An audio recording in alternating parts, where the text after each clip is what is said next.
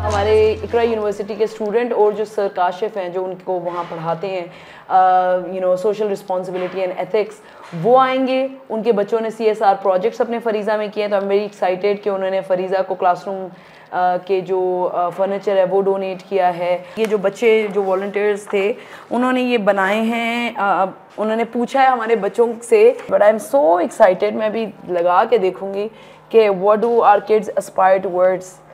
So doctor Nawaz so cute, cricket teacher, अच्छा pilot.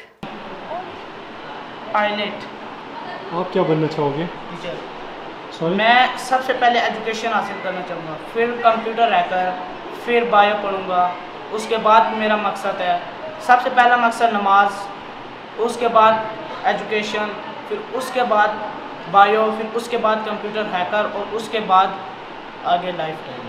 वो जो पीछे दो लोग हैं उनको जानते हो आप? I don't know.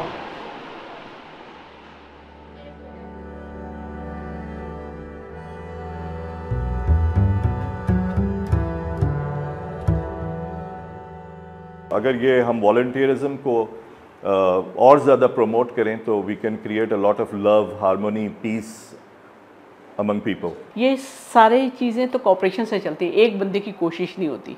ये तो एक कम्युनिटी की पूरी कोशिश के साथ ही ये चल रहा होता है। मुल्क के हीरोज़ तो यही हैं।